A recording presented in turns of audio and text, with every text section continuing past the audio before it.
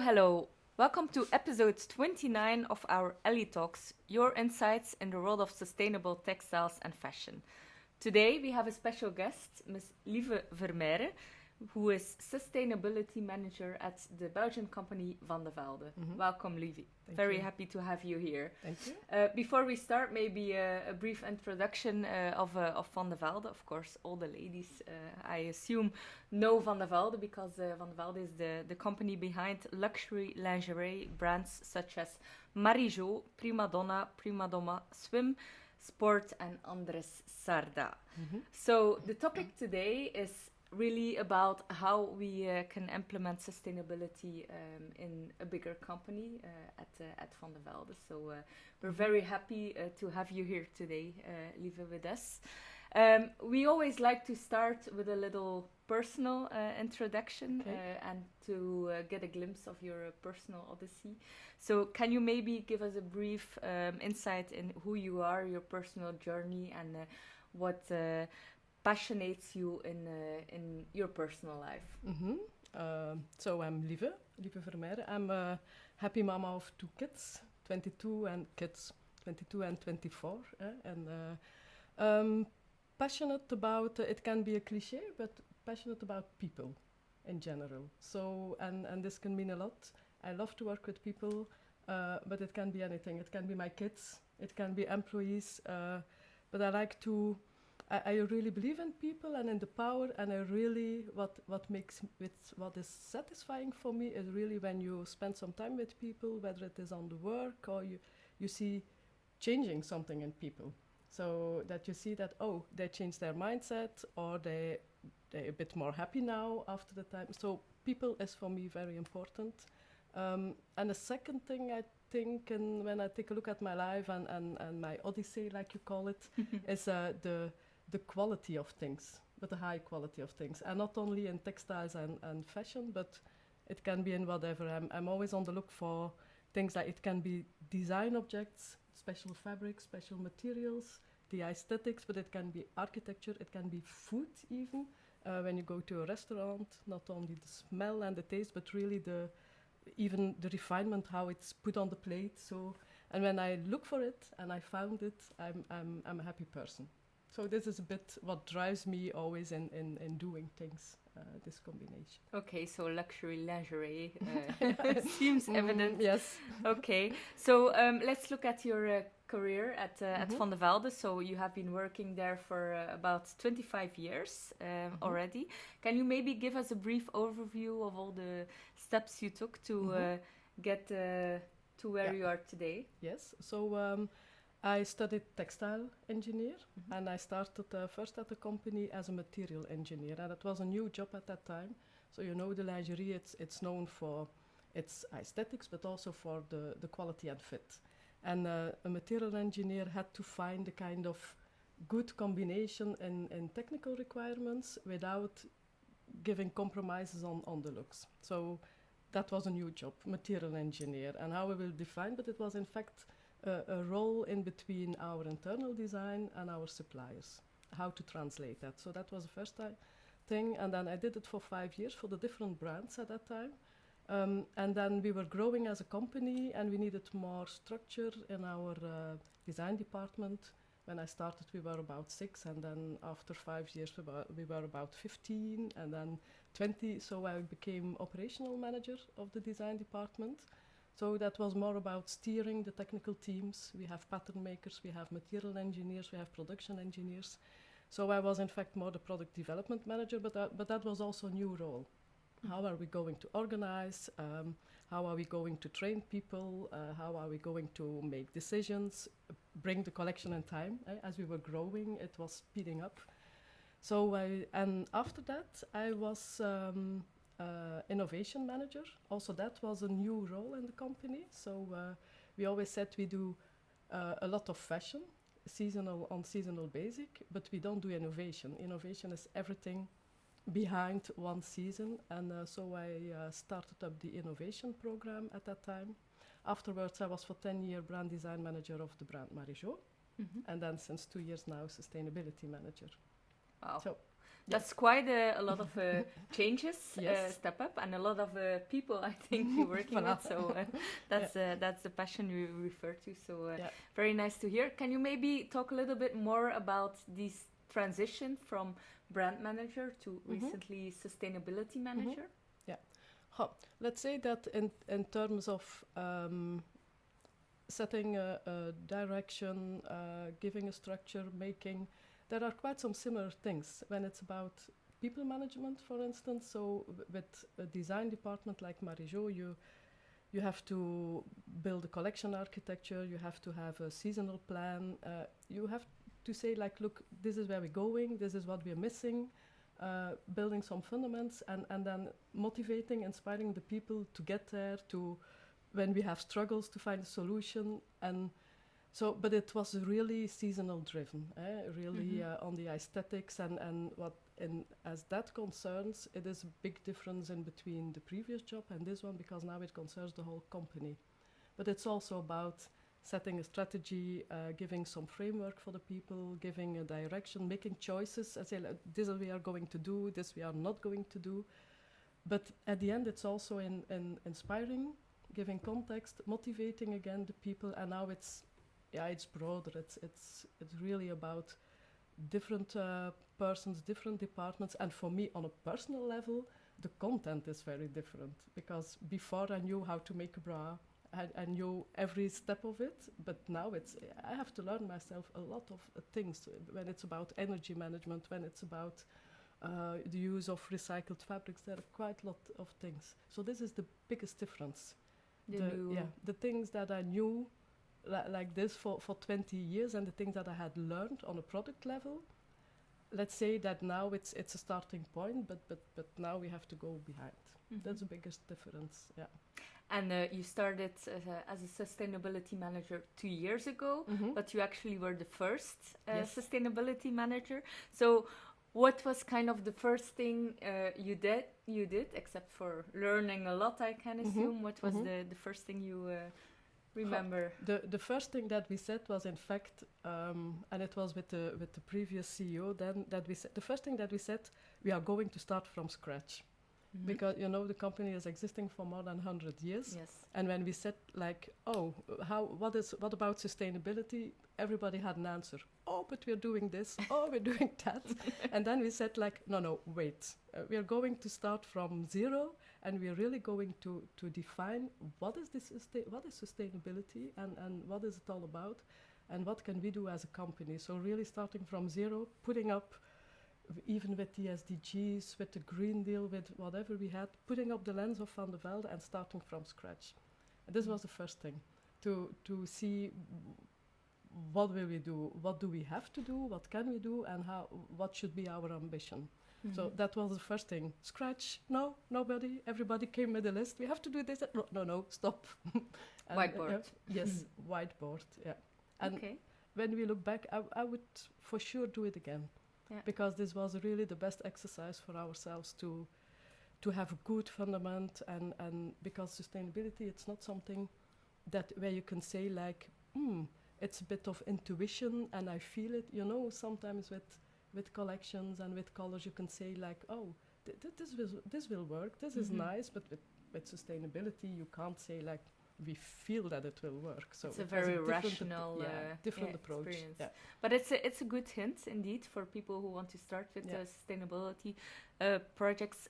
Starts from scratch indeed, and from there on you start with a whiteboard. How do you start building a sustainability team then? How do you find and motivate like-minded people who are important, of course, to drive this change in the company, I can imagine. Yeah, but the first thing that we did, we like I said, we built a kind of framework, and we have said, but that was with kind of limited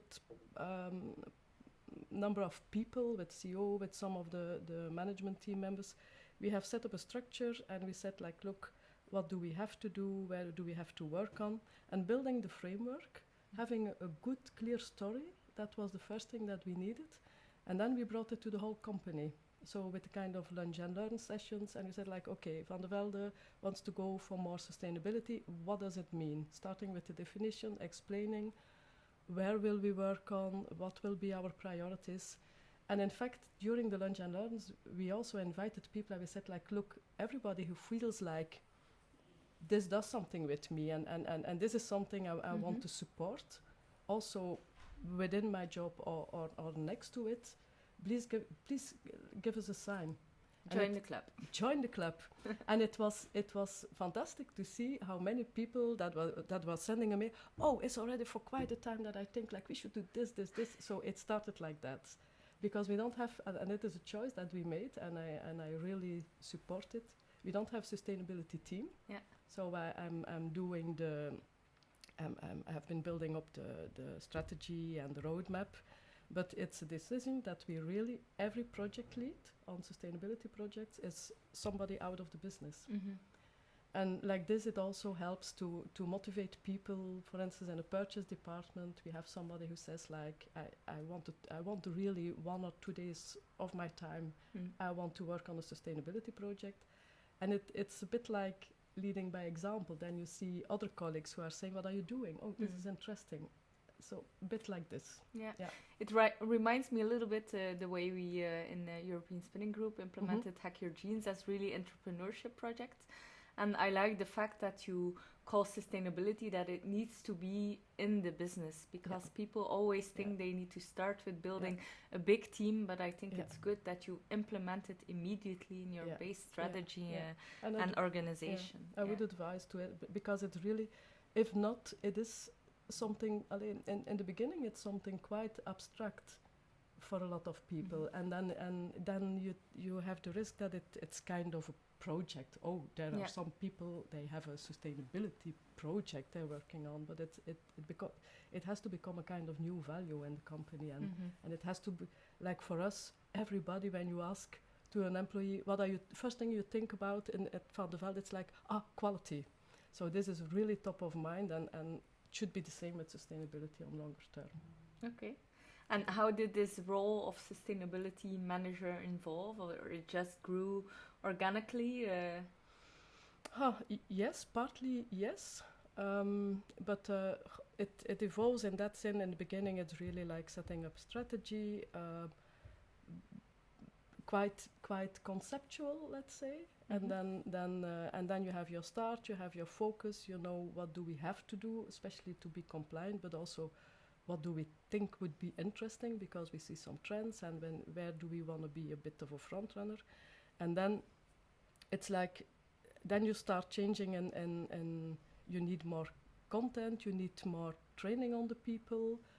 So those are the different phases you're in. Sometimes in the beginning you're like a conceptual, almost consultant, and then you start giving trainings, and then you start, like now we're in the phase like, okay, we have it, we have started it, now it's more on motivating, following, what will we do. So yeah, this is a bit the change in evolution that you see. And the further you go, the more time you spend on it, the more things that you see, and also the more opportunities that you see. And this is on a personal level in the journey, that in the beginning you think like, we have to do this and this and that.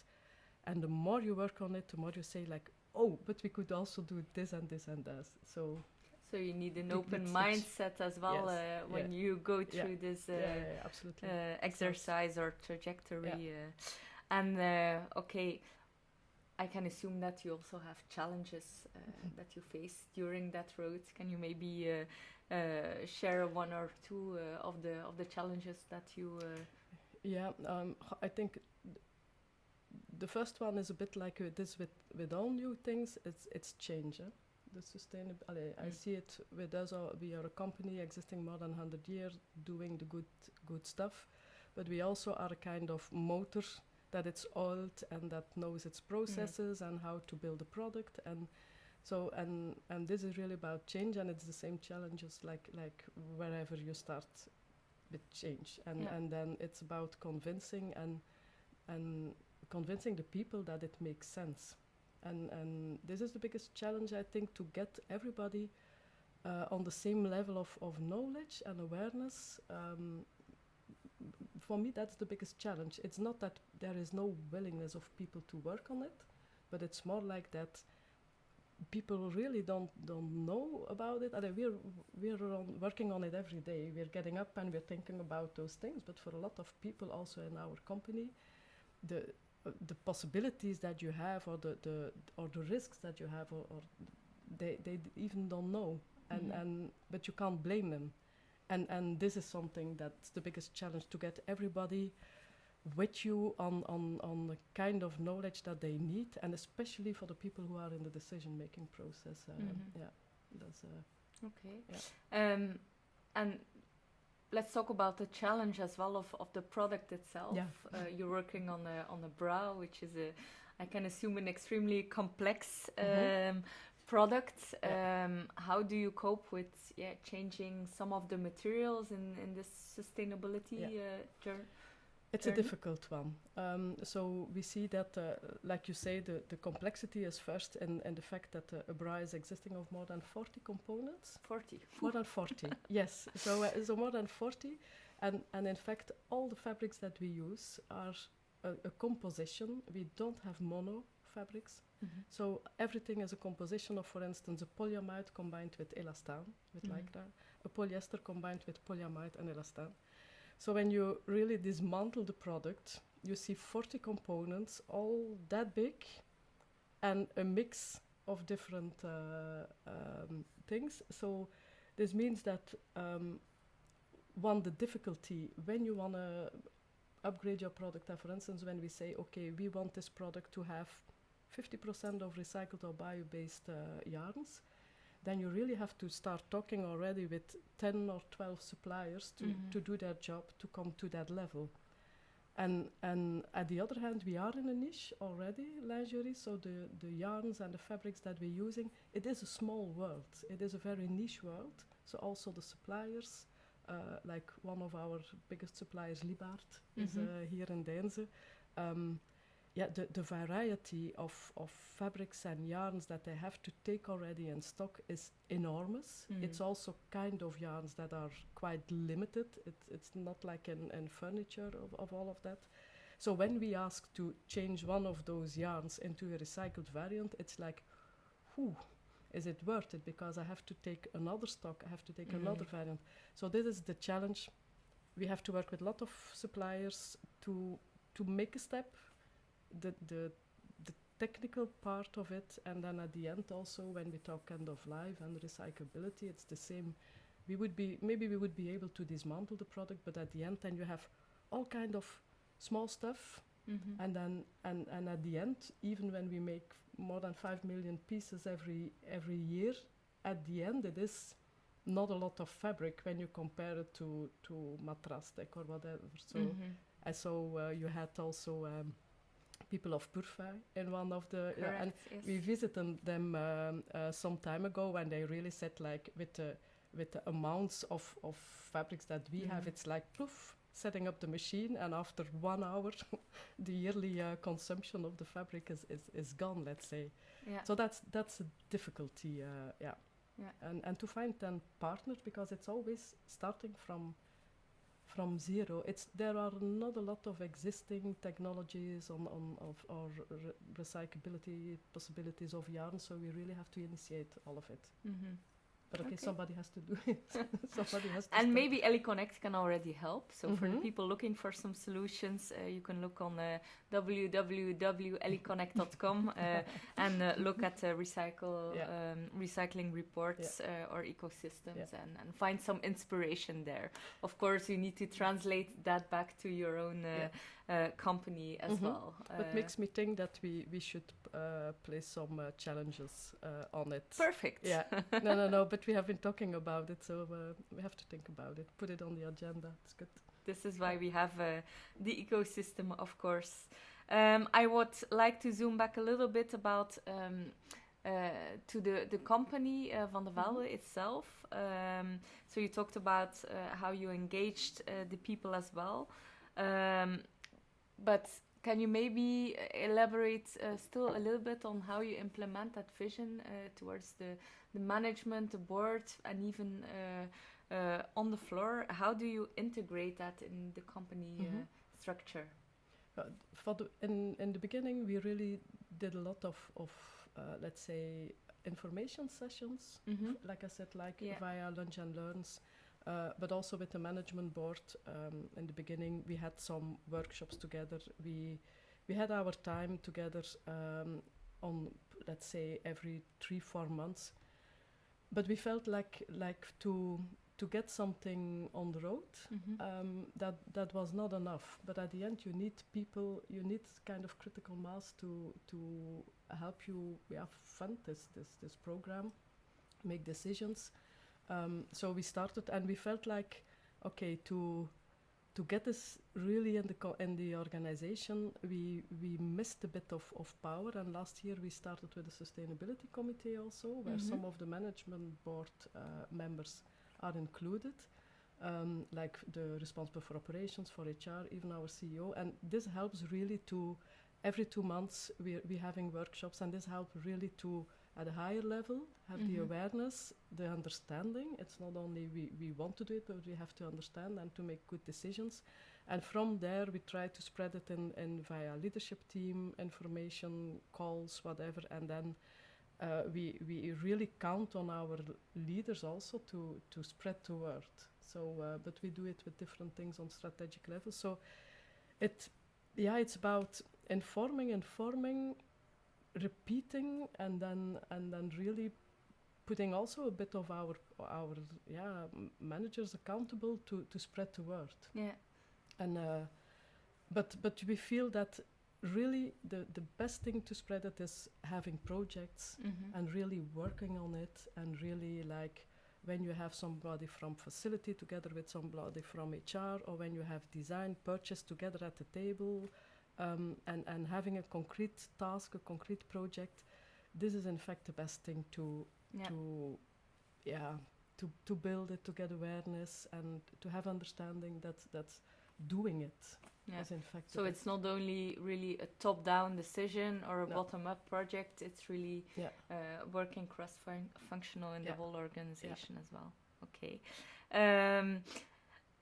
When we talk about Ellie.Connect, I think the benefit is really that to try to connect, inform, inspire. This is our baseline as well. What is the importance of these 3 pillars when it comes to sustainability, according to you? So you said inspire, connect, inform, inspire. Yeah. Yes. So inspire is very important, because this creates the awareness that we need. So and giving good examples helps, because in the beginning we felt like, okay, some theoretics, and you explain, for instance, circularity. Everybody's like, what are you talking about, really? But then when you have good examples, for instance, with the jeans or whatever, and you can show some examples, so this inspires, and then it helps, like, okay, now we can relate and we can do this. So for the understanding, the inspiring part is very important. Inform also, the inform is like I said, the knowledge, building that knowledge is very important to get people abroad, that they understand what can be the difference. And we started working a lot with really data. It sounds like a cliche, but when you really come with facts and with data and inform people, like, look, for instance, we did our carbon footprint study. That was the first time that we did it 2 years ago. It was the first time that we got that aha moment, that people were informed about the carbon footprint, and that they saw, like, oh, our fabrics that we use, this have such an impact. So and then you start seeing, like, we should think about it. So that informing really with facts is a very interesting one to get things done and move.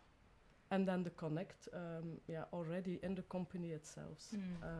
But that's for a lot of companies where you make products. I don't have to explain you that the connection between the different departments and the good thing with sustainability is, and this is a new experience for me, that the connection is like, even when in one company, but also between different companies of the same sector, and also between the different sectors, the connection has never been so important like it has been now. Yeah. Definitely for circularity, it's a crucial part. Yeah. Because in the 25 years that I was in the business, it was more like also between the when you go to in the company, oh, we're doing it, but also when you go to a fair, everybody had like a black box where he was sitting, and whoa, we don't want to share with the others what we're doing, and now it's like it's normal. It's because everybody has to work for the same thing, and so, but you can't, we feel it also, like you say, the complexity of the product, finding solutions for that. This is something that we would never succeed to do alone. Yeah. It's impossible, because it's new. Okay. Yeah. For us also, transparency goes hand in hand when we talk about sustainability. How important is transparency as a pillar for Van de Velde to maybe set a competitive advantage? With your competitors, how are you implementing this or putting that as a pillar in your vision? For the moment, when we talk transparency, we have a separate pillar in our strategy, but it's more about our whole supply chain, our whole value chain, the due diligence, and then because we have quite not such a complex organization. The good thing is, because we have a lot of core activities in Belgium here, our design, we are doing the purchase from Belgium, so we have good insight of all of that. We are only assembling in 2 places. The one is our atelier in Tunisia. The other is a partner in Far East, where we're working with already for more than 30 years. So in terms of transparency, we have quite an easy organization, but what we have seen is, like with our supply chain, fabric makers, but even for us, business partners are even people of transport, even consultants, whatever. There we didn't have the right maturity. So, and more we feel like, in terms of reputation, whatever, but also like helping the other ones to move a little bit in that part. It's very necessary to have that transparency. But again, we feel like when we ask for it, it's sometimes a struggle for some of our suppliers that say, like, do I need that information? I have to look it up because I don't know it myself. So it's important, but again, I feel like a kind of willingness that people say, oh, we should look up, and yes, we want to share those information, but we don't know it yet. We have to build it. So. Yeah. But it's important for us, for our for a kind of reputation, but also we see more and more, but it's new, that also from our key accounts, for instance, but it is new, before we didn't have it, that we get more and more the question, but it's in the whole due diligence legislation that we feel like now for the first time, but it's only this year that we start getting questions about the transparency, proving with certificates and all of that. So it really feels for a lot of companies in the supply chain as really something they must do, but when you talk about this chain effect of gathering data and having to look for the data of your suppliers as well, then maybe you can create also some kind of positive chain effect of motivating others in the supply chain to become more sustainable. That would be the dream, but of course it will take some time. But it's like you say, like the legislation and all the new rules and all of that, for a lot of people it's like, it feels like what a burden, and they almost forget that they want to do something that has a positive impact. So it feels like a burden, but on the other hand, you feel that when you get through it, you feel that at least it moves things. So you need to see it as an opportunity and not only as a threat. Of course, the administrative burden is there, but...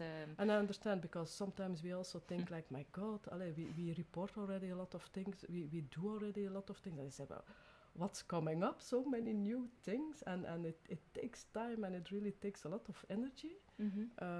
But at the other hand, you feel things moving. That's the good thing. Do you feel that maybe it's also related to insecurity or not really knowing what it is or what it might become? I think there the informed part, I think from Ellie.Connect as well, the things we share and we learn on that legislation is important. Yeah, and that's good, because companies, we all need helping hands for that.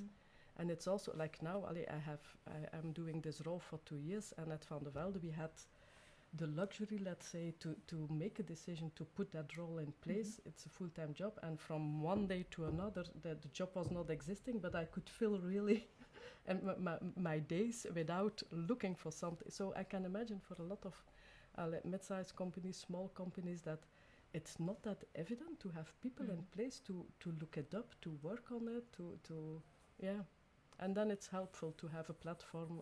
I also use it. So, Ellie, I also use it. Your sustainability manager as a service definitely work. But really, when I see a kind of summary of something, I always think like, oof, I have to look at that. It's easy. We save time and a little bit of money, we hope. But it's true, because there are a lot of things, and this is something that when you talk about the challenge on a personal level also, that you sometimes have the feeling, do I really, am I aware of everything that we have to do, am I on track for doing all the things or not? Sometimes you really think like, this is doubtful, because I'm not sure. And then it helps to have here and there platforms where you say like, okay, have a little check, okay, this and this and this, okay, we're on track. This helps. Yeah, and really. What are my peers doing as well? Absolutely. So we talked about the past, we talked about the present. What about the future? What does lingerie of the future look like for Van de Velde? What can we expect the coming years? That's a good Something question. you can share. But let's say that is one of our big exercises for the moment, and we always say like, when we would have had a glass ball, who could it's difficult to say. We know what we know for sure, that it will be different, so it is good like it is, but we know that there can be improvements in number of fabrics that you need, or type of fabrics that you need. It's difficult to say. Will it be less complex? Will it be with completely other fabrics? We are setting up those streams to investigate, but to see what is feasible or not. But we really don't have an answer for the moment. So, okay. Because when we start thinking, for instance, about dismantling or whatever, and then we start like thinking, like, should it be something that is 3D knitted instead of sewing everything? So it's interesting. We don't have an answer, but we can say that we have an innovation team who's setting up in this way, like. For instance, imagine in 15 years that we don't have fossil fuel-based possibilities anymore. For now, a bra is 100% fossil fuel-based. Let's add a little bit of cotton. In the past, it was cotton, I can imagine. Yeah. And then, but then you always have your USP.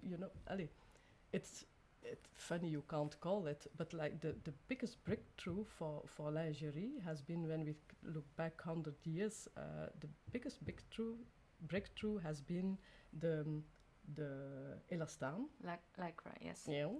And then also the polyamides, the polyesters, the microfibers, instead of the natural fibers, because of the fact that you can make a perfect fit and a quality, you can wash it, the solidities. In fact, the longevity of the product of today, the high quality, is because of those type of fabrics. But nowadays, you know that, okay, in terms of sustainability, those are also the difficulty to trash. So we will see. We will look forward. I would love to give you an answer how it will look like, but we don't have the answer. We will keep following you, Lieve. I'll keep you informed. We'll do this podcast again in 5 years' time, and then maybe you have a solution by then. No stress. Okay, so we're running towards the end of this episode. I think it was a very interesting episodes to learn how to implement sustainability in a bigger, more mature organization as well. I think it's a perfect opportunity to maybe share a thought or a message with the ecosystem of listeners and viewers. Yeah. Is there something you would like to share today? I would, when I look back, I would recommend to really don't underestimate the fact to take the time to inform and to build the knowledge. For me, when I saw that it wasn't picked up or it was difficult to bring it on, mostly it was because the people were not understanding what the risk or the opportunity was. And taking the time to inform people, to explain with facts, whatever, really starting from the basics, because when we're talking about circularity or carbon footprint, also in our company, 98% of the people are looking like, this is new. Even in the beginning, the definition of sustainable fashion.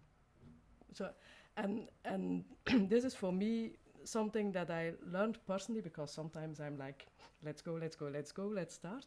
But taking the time to inform and first make that people understand why you're doing it, what are the possibilities, building that knowledge on whatever, on fabrics, on energy management, on whatever, that's very important.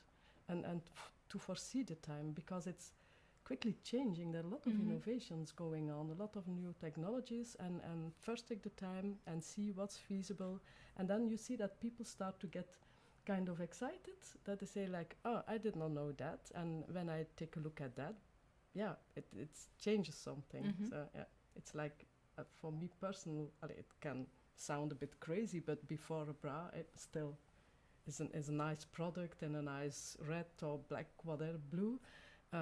Today I look at a bra like a